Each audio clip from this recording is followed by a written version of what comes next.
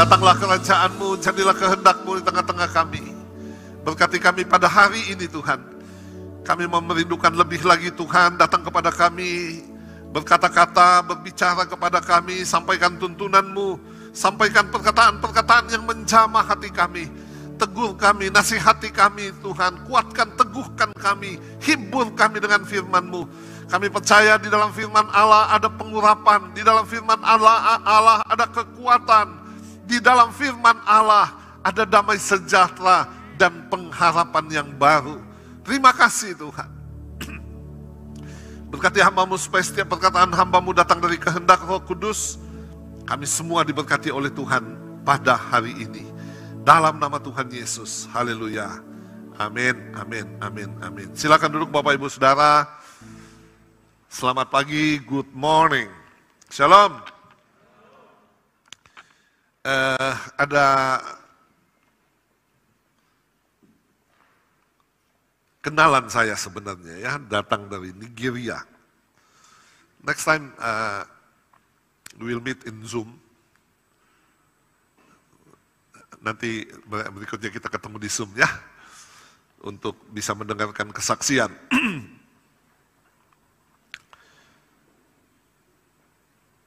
Bapak Ibu, minggu yang lalu saya berbicara tentang adult, tentang dewasa. Juga disebut maturity, ya, kedewasaan, spiritual maturity, kedewasaan secara rohani.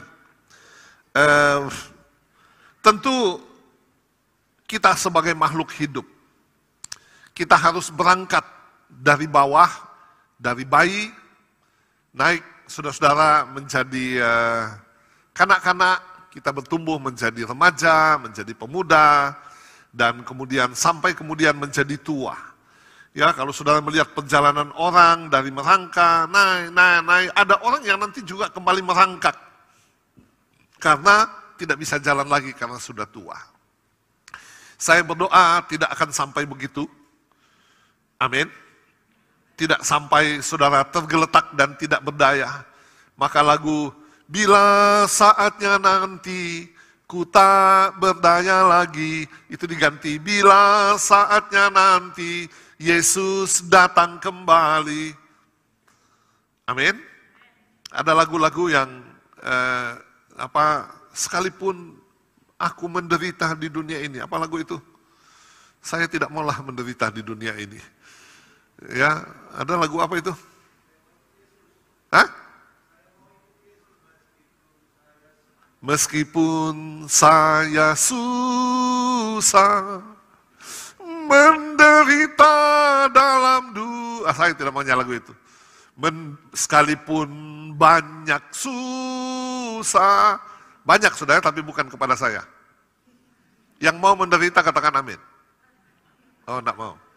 Ya, saudara-saudara, Tuhan mau kita menjadi dewasa. Nah, minggu lalu kita belajar tentang ada 3 dewasa.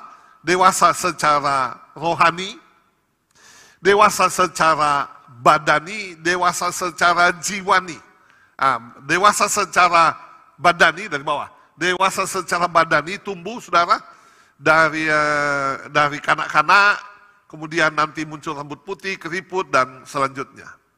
Lalu dewasa secara jiwani, orang-orang yang logikanya itu menjadi baik, menjadi sehat, ya. Karena Tuhan tidak hanya ingin kita dewasa secara rohani, Tuhan juga mau kita dewasa secara jiwani.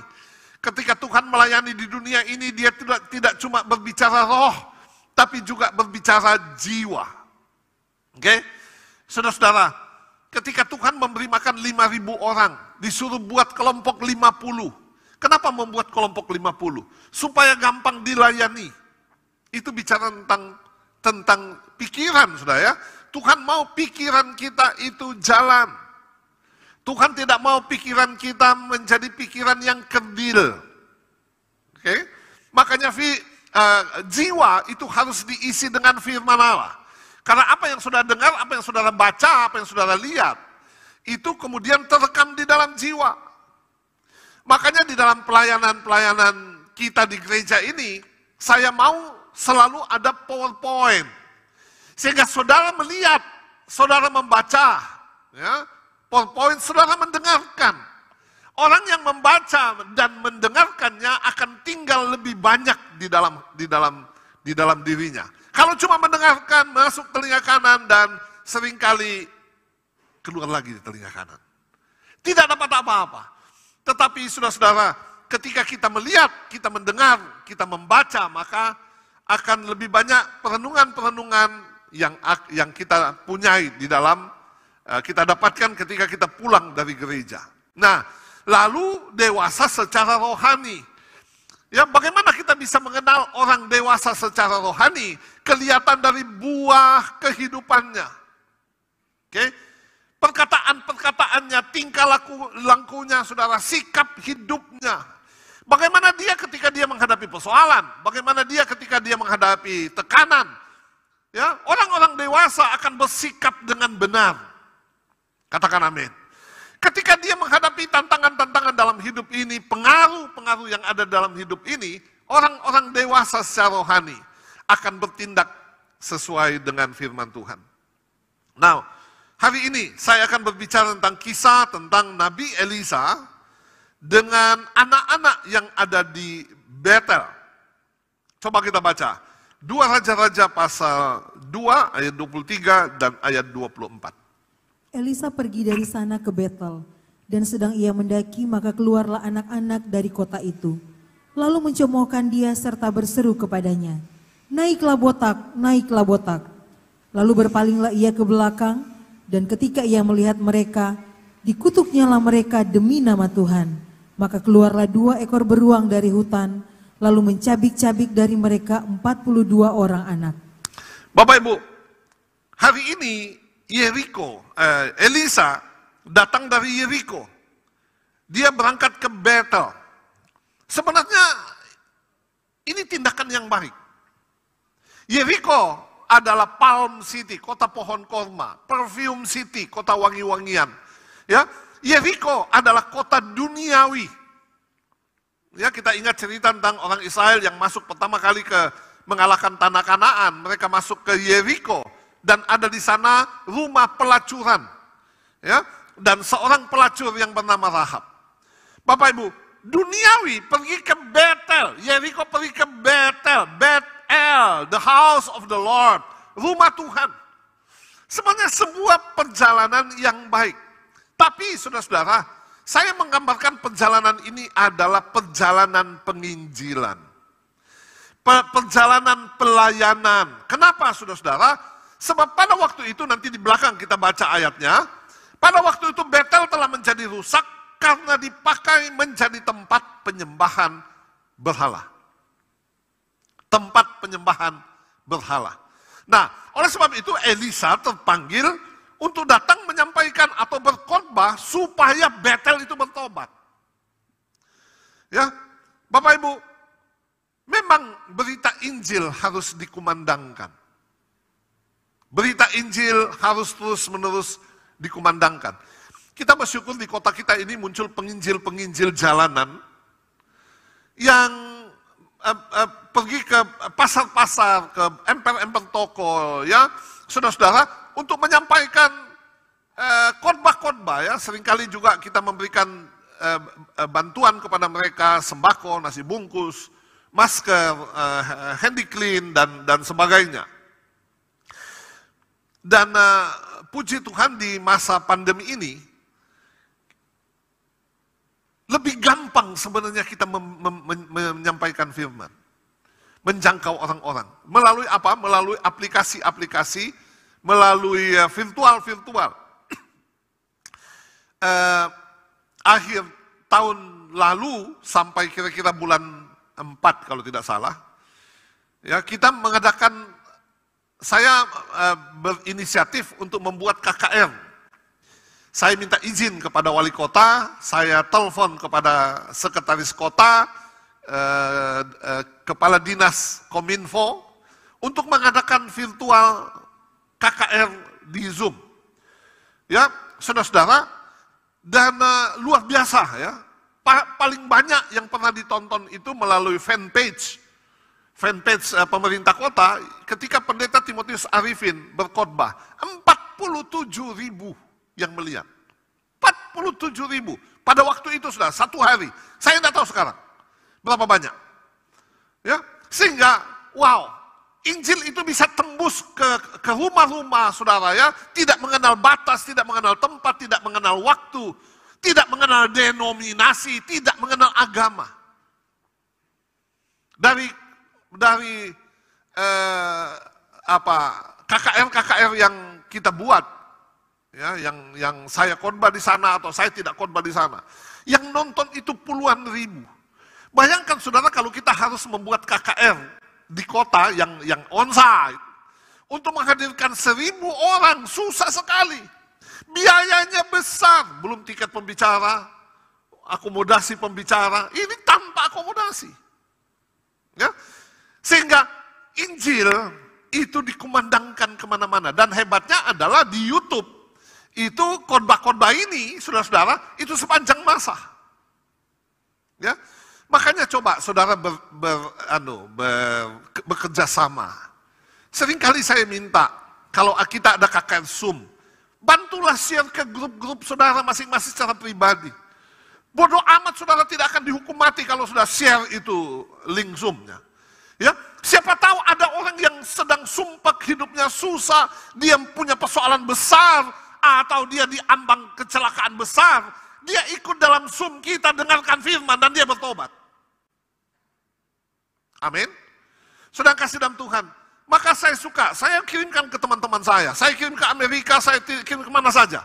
Yang saya ingat saya kirim link YouTube, link Zoom kita. Sedang kasih dalam Tuhan, sebab Injil harus sampai ke seluruh bangsa. Ya, makanya saya katakan begini, orang yang ikut share, kan dulu kita mesti WA, telepon jemput, sekarang enggak. Orang yang ikut share dan kemudian ada satu orang yang dijamah Tuhan, diberkati Tuhan, engkau mendapatkan upahnya. Ya. Yang kedua, saudara-saudara, dikatakan Elisa itu mendaki. Ya, dia mendaki dari Yeriko ke Betel. Kenapa disebut mendaki? Karena Yeriko adalah the lowest city on earth.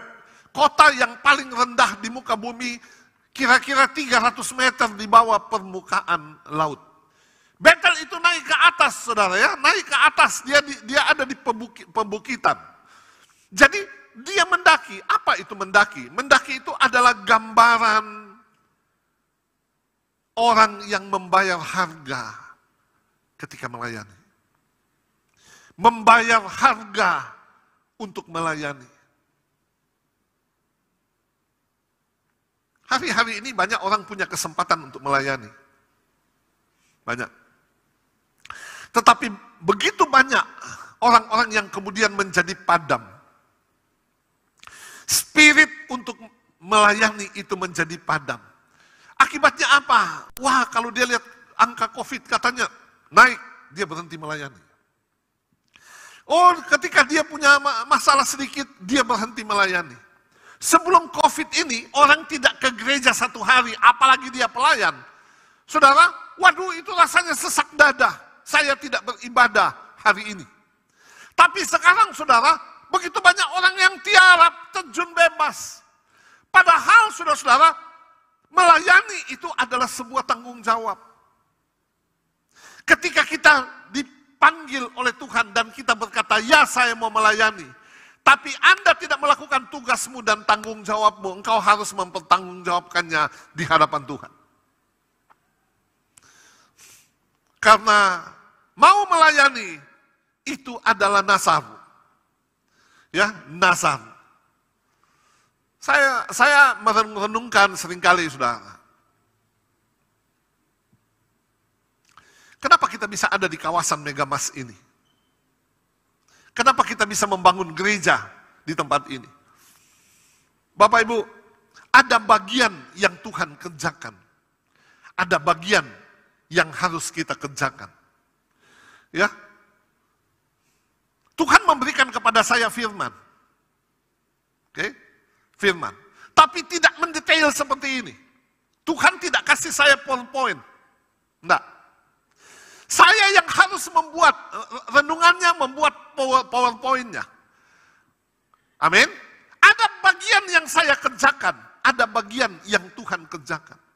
Nah, kalau Tuhan melakukan bagiannya, memberikan kepada kita kesempatan melayani, memberikan kepada kita otoritas untuk melayani, tapi kita tidak mau bekerja sama dengan Tuhan, tidak akan terjadi apa-apa. Oleh sebab itu, mau tidak mau Bapak Ibu, mari kita ambil kesempatan untuk bisa ada di dalam pelayanan. Ya, ambil kesempatan. Ketika sudah punya kesempatan, lakukan dengan sungguh-sungguh. Karena kalau engkau tidak lakukan dengan sungguh-sungguh, wow, ya, kita sedang berurusan dengan dia yang empunya ladang. Ada orang yang mendapatkan 5 talenta, ada orang yang mendapatkan 2 talenta, ada orang yang mendapatkan 1 talenta. Persoalannya saudara-saudara adalah apakah 5, 2 atau 1, Tuhan akan mengadakan perhitungan. Ya, akan mengadakan perhitungan.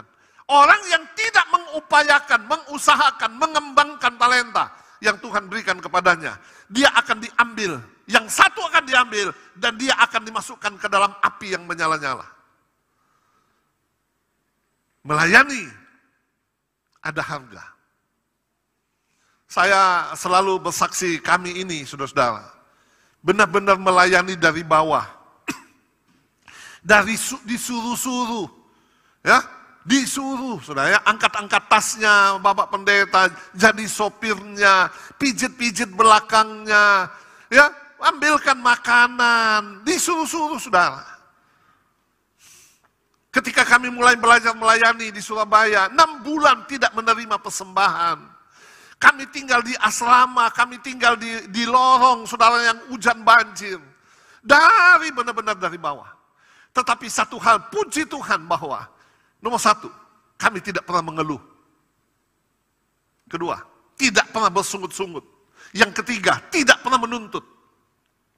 Tidak gampang bagi saya, yang hidup di pekerjaan saya yang boleh dikatakan hidup mewah.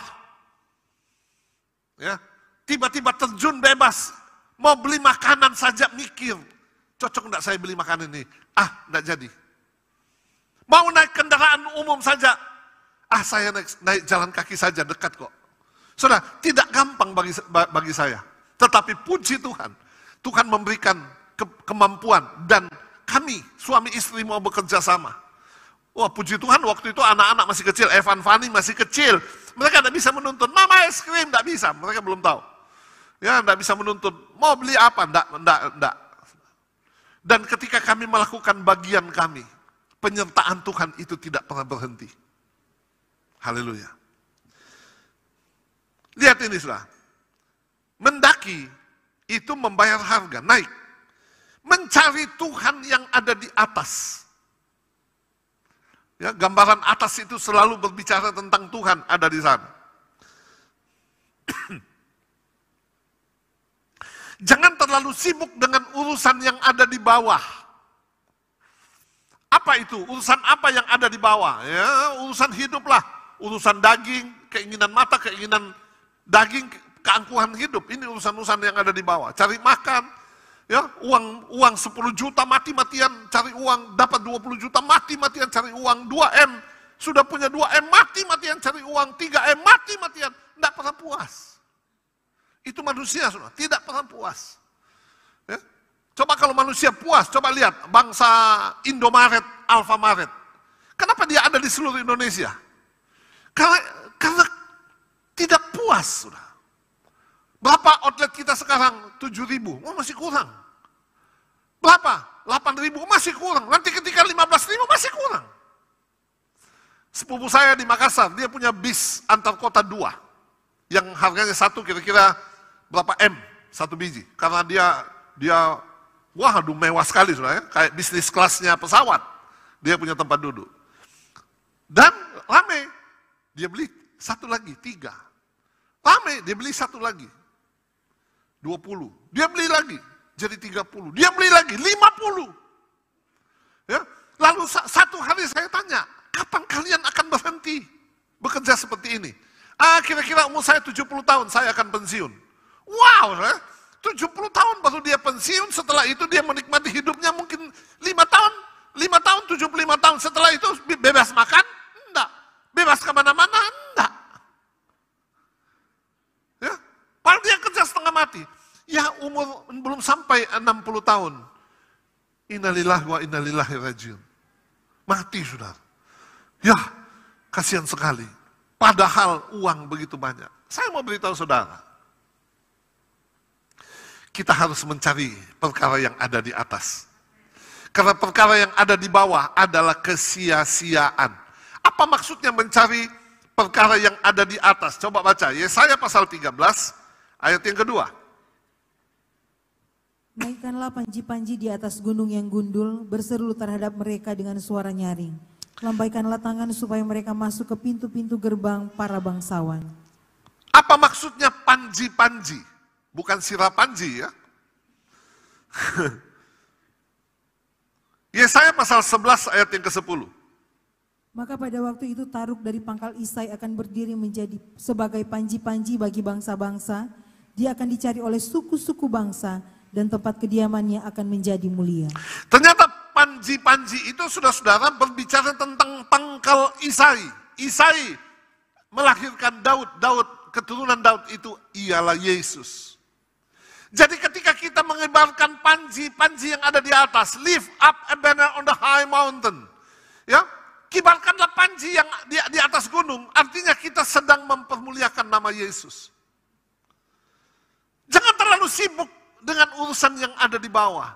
Yang berbicara perselisihan, rampas-merampas.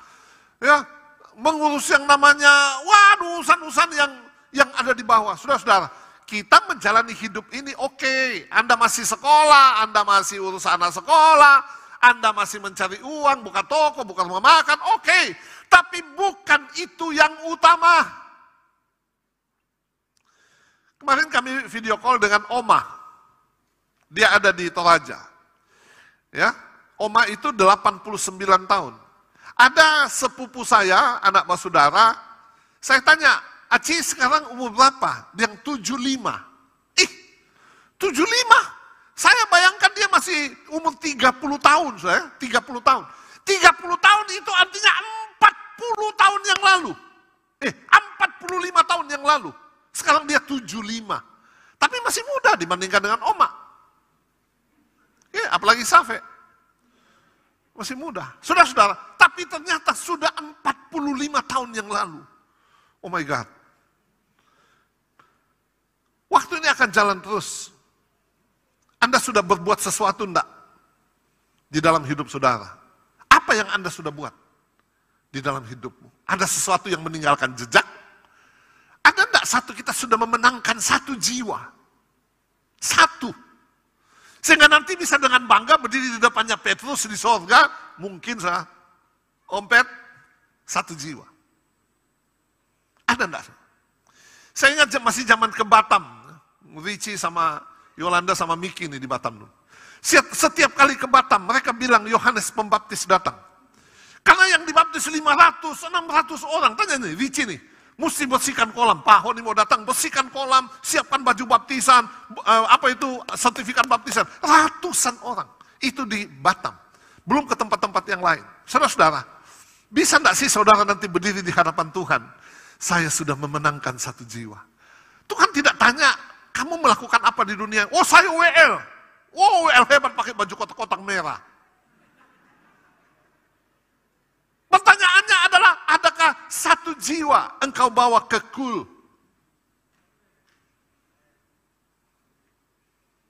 Karena satu hari nanti, kita akan melakukan ini di hadapan yang berdaulat, yang berkuasa, Tuhan kita Yesus Kristus.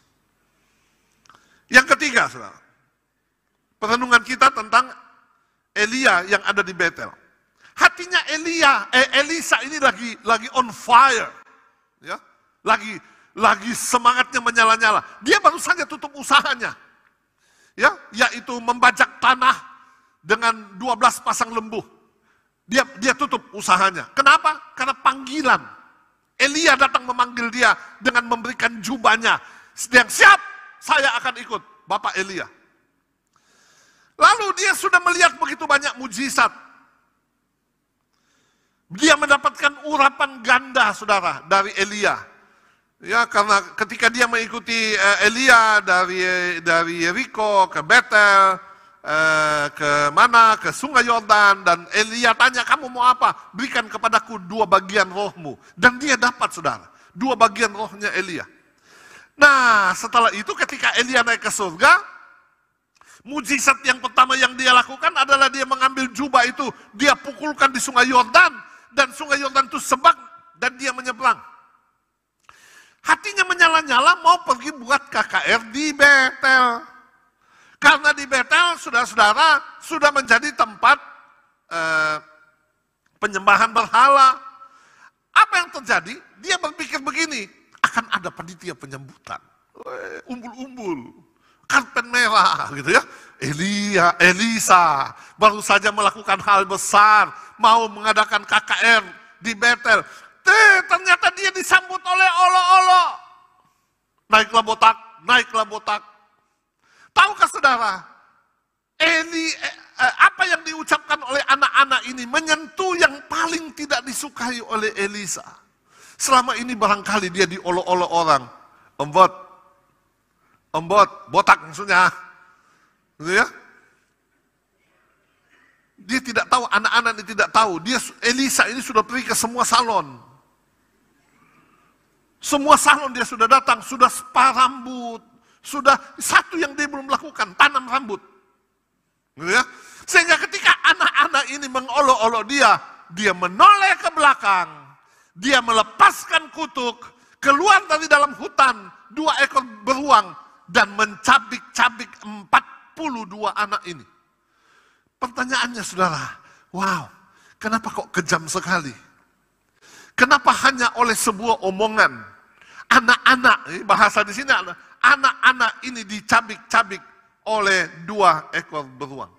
Mari kita lihat pelajaran ini. Kata anak-anak, dalam bahasa Ibrani nar, bukan berbicara tentang anak-anak kecil begini. Sini sayang. Hei. Sini. Sini. Siapa namamu? Kenzo. Kenzi. Nah, bukan bicara anak-anak begini. Ya, kata nar, bukan anak-anak yang kemudian dia bilang, naiklah botak, naiklah. Coba kamu bilang, naiklah botak, naiklah botak.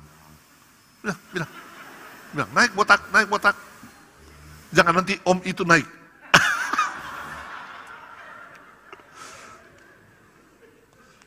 Kata ini saudara-saudara dipakai untuk Ishak. Di Kejadian pasal 22 ayat 5 sampai ayat 6. Ketika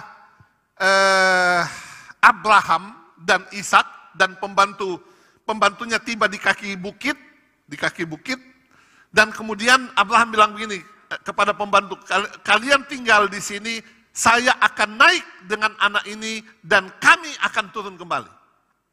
Kata anak ini saudara dipakai untuk Ishak, padahal Abraham mengambil kayu api itu dan meletakkan di atas bahunya Ishak. Jadi tentu Ishak pada waktu itu bukan seusia Kenzi. Kata yang sama dipakai untuk Yusuf. Kejadian 41 ayat 12. Ya, ketika juru minum Raja Firaun baru saja dikembalikan kepada posisinya, dia teringat, dia bilang begini, bersama-sama dengan kami ada di sana seorang muda Ibrani. Muda itu nar. Ya. Ayat 46, Yusuf berusia 30 tahun ketika dia menghadap Firaun. Oh, ternyata bukan anak-anak. Orang muda yang sudah dewasa. Kata yang sama dipakai untuk Raja Rehabeam. Ya, di 1 Raja-Raja pasal 12 ayat 8. Rehabeam pada waktu itu sudah menjadi seorang raja, bukan lagi kanak-kanak. Jadi sekali lagi, anak-anak yang mengolok-olok Elisa itu bukanlah kanak-kanak seperti Kenzi. Tetapi orang yang sudah dewasa secara badani, tetapi kanak-kanak secara karakter. Apa sih yang mengecewakan Elisa, saudara-saudara? Ya, dikatakan bahwa mereka ada di Bethel, the house of the Lord, rumahnya Tuhan. Tetapi di Bethel sudah menjadi tempat penyembahan berhala. Coba baca 1 Raja-Raja 12 ayat 28 dan ayat sampai ayat yang ke-30. Sesudah menimbang-nimbang, maka raja membuat 2 anak lembu jantan dari emas, dan ia berkata kepada mereka, "Sudah cukup lamanya kamu pergi ke Yerusalem. Hai Israel, lihatlah sekarang Allah-Allahmu yang telah menuntun engkau keluar dari tanah Mesir." Lalu ia menaruh lembu, yang satu di Betel dan yang lain ditempatkannya di Dan. Maka hal itu menyebabkan orang berdosa, sebab rakyat pergi ke Betel menyembah patung yang satu, dan ke Dan menyembah patung yang lain. Kita tahu pada waktu itu di Yerusalem ada Bait Allah, ya saudara-saudara, yang dibangun oleh Salomo, dan orang-orang datang ke sana untuk menyembah. Tetapi raja dan pada waktu itu kerajaan itu sudah pecah menjadi 2, yaitu kerajaan Yehuda dengan 2 suku yang ada di selatan, ibu kotanya adalah Yerusalem, Yehuda dan Benyamin, dan kerajaan utara dengan ibu kotanya adalah Samaria. Nah, lalu kemudian diletakkanlah 2 lembu emas, satu di Betel dan satu di Dan, supaya orang-orang tidak perlu lagi pergi ke Yerusalem untuk menyembah. Ya, nanti cerita lain. Ada waktunya saya cerita tentang ini. Nah, perenungan bagi kita, saudara, adalah kita adalah rumah Tuhan. Kita ini, eklesia, gereja, kita adalah rumah Tuhan. Roh Kudus ada di dalam hidup kita. Ya, apa buktinya Roh Kudus ada di dalam hidup kita? Kita percaya Yesus adalah Tuhan. Karena 1 Korintus pasal 12 ayat yang ketiga, tidak seorang pun yang dapat mengaku Yesus adalah Tuhan selain daripada Roh Allah. Kalau Anda tidak percaya, pergilah tanya kepada orang yang dari agama sebelah, who is Jesus? Siapakah Yesus? Mereka bilang Nabi. Mereka tidak bilang Tuhan. Kenapa mereka tidak mau dan tidak bisa mengatakan Yesus adalah Tuhan? Mereka tidak punya Roh Kudus. Ya, hanya orang yang menjadi rumahnya Tuhan yang dapat mengakui Yesus adalah Tuhan. Oleh sebab itu, saudara-saudara, karena kita adalah Betel, rumahnya Tuhan, maka buah yang harus keluar dari dalam hidup kita adalah buah rohani. Menyedihkan sekali, saudara-saudara, kalau seseorang yang menjadi rumah Tuhan, yang keluar dari mulutnya itu kata-kata makian, kata-kata olok-olok, kata-kata mendiskreditkan orang, kata-kata busuk, fitnah, dan selanjutnya. Ya, alangkah menyedihkannya, saudara-saudara, kalau kehidupan seorang yang menjadi orang Kristen, tapi dia pencuri, dia penipu, utang sana sini tidak bayar. Ya, saudara, engkau tidak akan bisa mungkin di dunia ini kita bisa, oh saya Kristen, KTP saya Kristen, tapi di hadapan Tuhan tidak. Enggak. Saya takut pada satu hari nanti Tuhan berkata, enyahlah engkau yang melakukan kejahatan. Ya, bukan setiap orang yang berseru kepadaku Tuhan, Tuhan, yang akan masuk ke dalam kerajaan sorga. Matius 7 ayat 21. Melainkan dia yang melakukan kehendak Bapakku yang ada di surga. Saudara kasih dalam Tuhan, tapi bukan perkataan-perkataan itu saja yang menentukan buah kehidupan kita. Makanya renung-renungkan, saudara.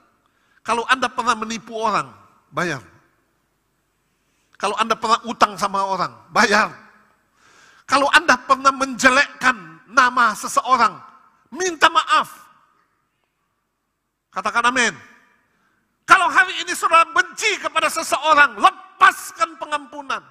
Dengar saudara, dengar. Kalau tidak, Anda masuk surga. Halo, tidak masuk surga.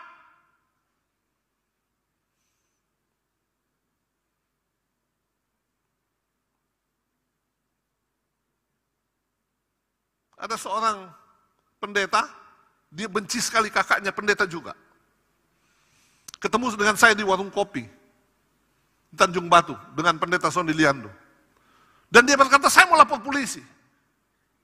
Dia bilang, saya mau lapor polisi. Itu dua bulan lalu barangkali. Kemudian saya bersaksi kepada dia bagaimana sikap saya ketika saya diperlakukan tidak adil dan selanjutnya bla bla bla. Lalu dia tunduk dan dia bilang begini, Bapak Pendeta tolong doakan saya. Iya, mari kita ke gereja. Enggak Pak, di sini. Di warung kopi. Banyak orang. Kita doa di warung kopi. Dan setelah itu, Pak, saya mau berubah. Dia pulang dan dia peluk kakaknya, dia minta maaf kepada kakaknya. Saudara-saudara, dan urusan selesai. Ya. Waduh, ketemu saya senang sekali. Dia bilang, sebenarnya apa ya dia cerita? Kalau apa masalah organisasi begitu. Dia kalau sebenarnya saya mau masuk di GBI, ikut Pak Honi. Maksudnya, kalau urusan itu tidak selesai. Tapi tidak jadi. Yang sudah, jangan ikut saya. Ikut Yesus. Ikut saya, kau tidak bisa ikut saya. Langkah saya panjang. Oke? Maka kalau saya jalan, saya selalu di depan. Kaki saya panjang. Saudara kasih dalam Tuhan, dapatkah kita memiliki hati yang bersih di hadapan Tuhan? Coba minta nada itu, ujilah aku.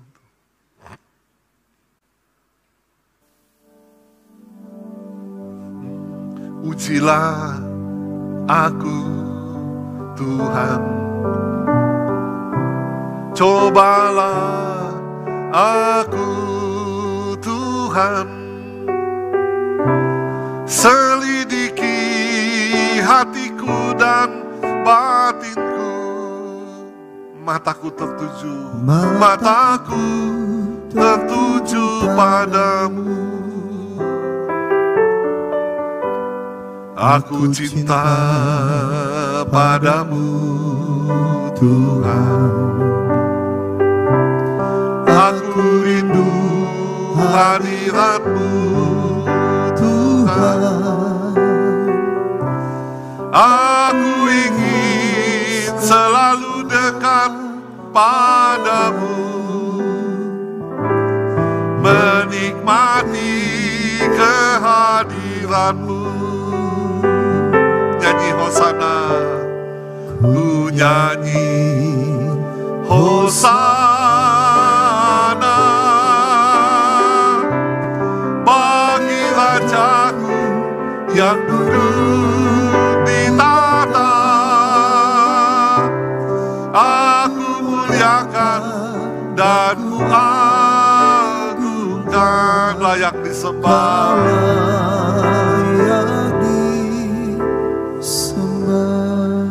Coba saya perhatikan kalimat ini, kalimat lagu ini. Ujilah aku, Tuhan. Kata Daud, periksalah hatiku, adakah cacat di dalamnya? Cobalah aku, Tuhan. Selidiki hatiku dan batinku. Mataku tertuju padamu. Coba perhatikan kalimat ini.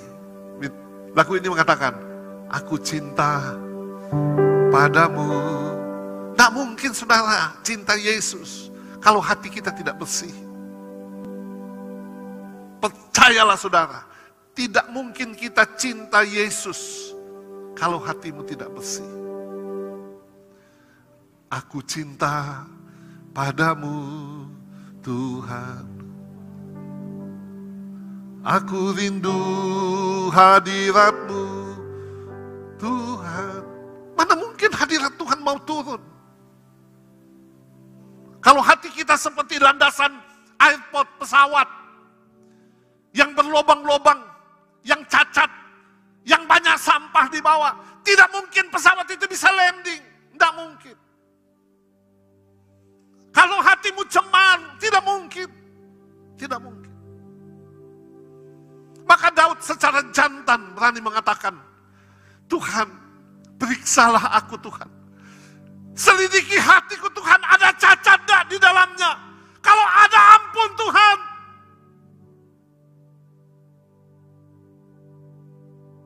Anda tidak akan mungkin menjadi rumah Tuhan kalau tipu muslihat itu ada di dalam. Kotoran-kotoran dan sampah itu ada di dalam. Kalau ada satu nama saja yang kau tidak sukai, kau benci. Satu saja. Mungkin 50 tahun yang lalu. Saudara, tidak mungkin. Mungkin papamu yang sudah meninggal. Mamamu, adikmu, kakakmu yang sudah meninggal. Engkau masih benci sampai hari ini. Tidak mungkin. Oleh sebab itu, renungan kita hari ini, mintalah kepada Tuhan. Merdekakan aku Tuhan. Please God. Bersihkan hatiku Tuhan. Aku tidak mau masuk ke dalam api yang menyala-nyala. Oleh karena sikap hatiku yang salah kepada orang lain. Kalau saya menipu orang, mencuri, saya berdusta, saya bohong. Katakan amin. Lagi saudara, kita lihat dengan cepat. Kenapa Elisa sangat kecewa? Karena mereka memandang rendah hamba yang sedang melayani. Artinya, saudara-saudara, tidak menghormati Tuhan. Hamba yang sedang melayani. Padahal, sikap Tuhan kepada hamba yang melayani, sikap Tuhan saja kepada hamba yang melayani luar biasa. Yohanes 12 ayat 26, siapa yang melayani aku dihormati oleh Bapa. Melayani itu saudara dengan sungguh-sungguh dihormati oleh surga. Roma pasal 14 ayat 18, berkenan kepada Allah dan dihormati oleh manusia. Sedangkan Tuhan saja memperlakukan hamba-hambanya seperti ini. Ya, maka orang yang sedang melayani tidak boleh dijadikan mainan. Yang ketiga, mereka memandang rendah kekurangan orang lain. Padahal semua orang punya kekurangan. Anak sulung tidak meninggalkan rumah bapak, dia di rumahnya bapak, tapi dia orang yang suka bersungut-sungut. Dia marah ketika adiknya bertobat dan pulang, dia marah. Anak bungsu pergi memang jahat, dia sudah menghabiskan harta benda orang tua, berfoya-foya, tapi dia bertobat. Ya, dia sadar akan Tuhan, dia sadar akan dirinya sendiri, dia sadar akan dunia ini. Dia bertobat. Wah, semua punya kelebihan, semua punya kekurangan. Saya suka mengatakan, suamimu itu punya kelebihan, tapi punya kelemahan. Istrimu punya kelebihan, tapi punya kelemahan. Apa yang kita lihat, saudara? Yang mana yang saudara tonjol-tonjolkan? Ya, itu keburukan suami yang kau tonjol-tonjolkan atau istri? Atau kebaikannya? Saya kalau jalan pagi, saya suka gandeng tangan ibu gembala. Padahal kalau dilihat yang suka jalan pagi, yang lebih cantik dari ibu gembala banyak. Betul, saudara, apalagi dengan pakaian olahraga seperti itu. Kadang-kadang silau, men. Gitu ya. Tapi saya gandeng tangan istri saya karena dia lebih baik. Apa yang saudara tonjolkan ketika saudara mendengar satu nama? Presiden misalnya Jokowi. Apakah Jokowi sempurna? Yang saudara tonjolkan, yang dunia tonjolkan yang mana? Presiden yang baru saja mendapatkan apresiasi luar biasa dengan PPKM. Berhasil mengatasi COVID. Ya, secara luar biasa, dunia mengakui. Tapi ada orang lain yang mengatakan jelek dia. Ya. Karena apa, saudara? Karena dia menutup banyak sekali bisnis-bisnis ajaib di negeri ini. Oke? Makanya jangan suka melihat kekurangan orang. Tadi yang WL di sini ganteng, lumayan. Begitu ya? Tapi juga jelek sekali, saudara. So gode kayak kita. Kenapa Marlon gemuk? Kenapa? Alasan cuma satu. Istrinya baik. Kasih makan banyak, gitu ya. Oh, kan saya lihat dari sisi bagus. Saya tidak bilang rakus loh ya. Saya cuma bilang kamu makan banyak gara-gara istrimu kasih makan banyak.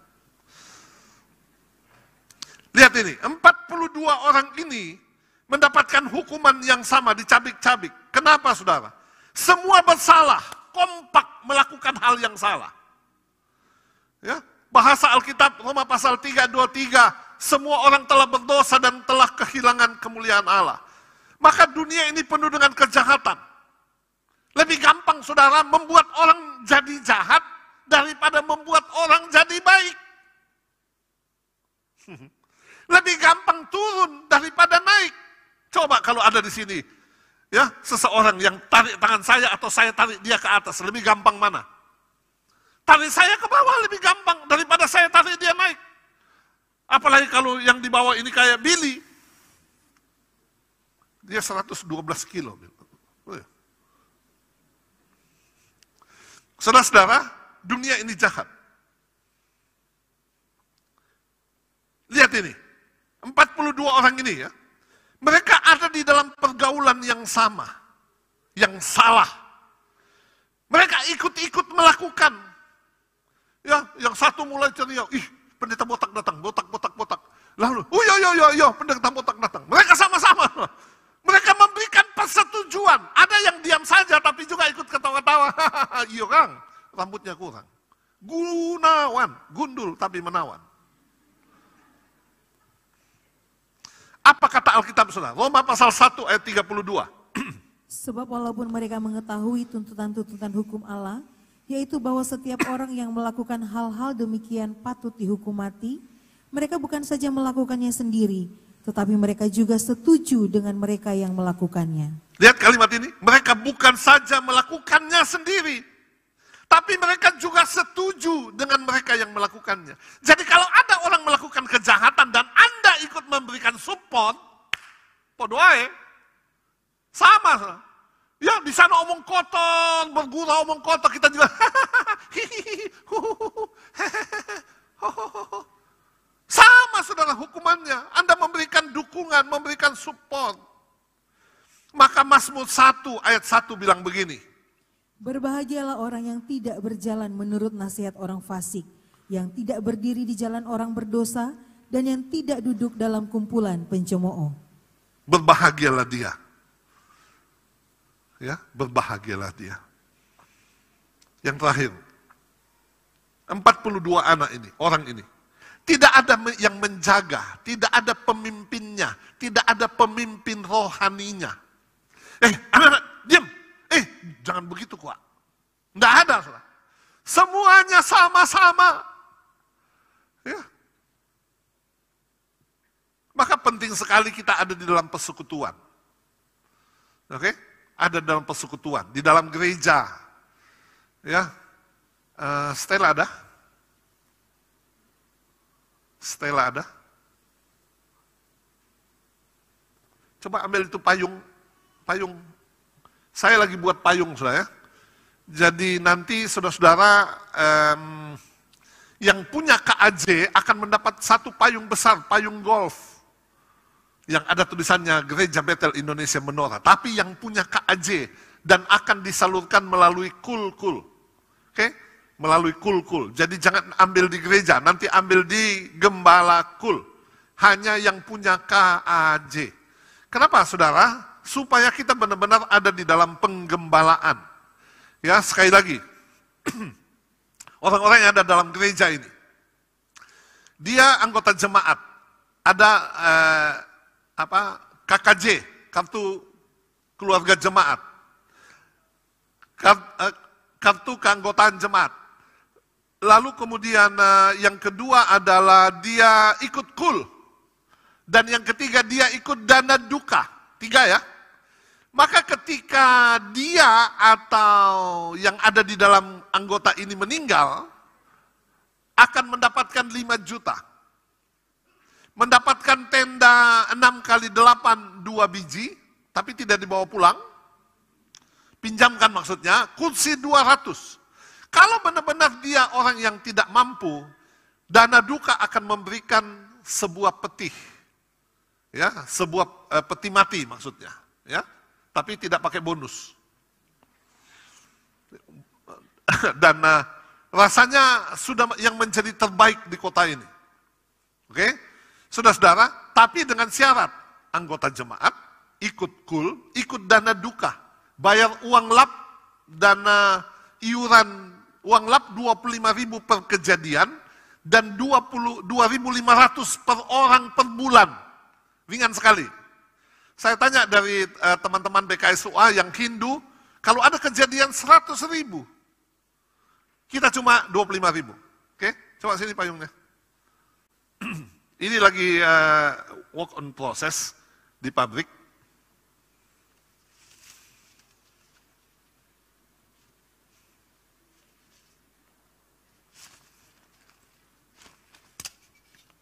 Please.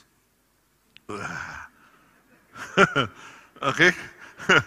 Boleh difoto? Aduh, gagah juga ya. Oke, biarlah kau di situ. Ini jangan dibawa pulang, baru satu, ya. Cuma contoh. Jadi, betapa pentingnya kita berada di dalam persekutuan. Anak atau nar adalah orang-orang yang masih bisa diombang-ambingkan oleh keadaan. Saya sebut Kristen situasional. Kristen situasional. Jadi bagaimana keadaan situasi di sekitarnya, begitulah dia. Ketika angin bertiup ke kanan, dia ke kanan. Ketika angin bertiup ke kiri, dia ke kiri. Nah, apa jalan keluarnya, saudara-saudara? Jalan keluarnya adalah awasi asupan makanan rohani yang cukup. Baca firman, dengar khotbah, dengan didikan, nasihat orang tua, nasihat orang lain, dengarkan kesaksian, lalu kemudian lihatlah dan alamilah mujizat. Supaya kita bisa meninggalkan nar, itu tadi. Lalu, yang kedua, melayani Tuhan adalah hal yang terbaik. Kenapa? Sebab pergaulan kita pasti yang terbaik. Nggak mungkin lah ya kita bergaul lalu yang sana masih mabuk, sana di dalam pelayanan, nggak mungkin lah ya. Saudara-saudara, akan mendapat pengaruh yang rohani, akan menerima perhatian yang lebih baik. Yang ketiga, milikilah pengurapan baru. Seperti Samuel, pengurapan imam, Daud, pengurapan raja, Elisa, pengurapan nabi. Bapak Ibu, dan kita berdoa supaya di dalam gereja hal-hal ini terus berlangsung. Makanya khotbah-khotbah yang saudara dengarkan itu terus secara berkesinambungan, ya, yang tertata dengan rapi, yang disampaikan tanpa takut-takut, saudara ya, karena khotbah itu memang disampaikan sesuai dengan tuntunan Tuhan. Ya, enggak untuk menyenangkan telinga supaya wah senang dan bukan, saudara. Khotbah itu disampaikan supaya kita bertobat. Katakan amin. Supaya kita ingat Tuhan dan kita kembali selalu ada di jalannya Tuhan. Sampai Tuhan datang pada kali yang kedua. Tuhan memberkati kita semua.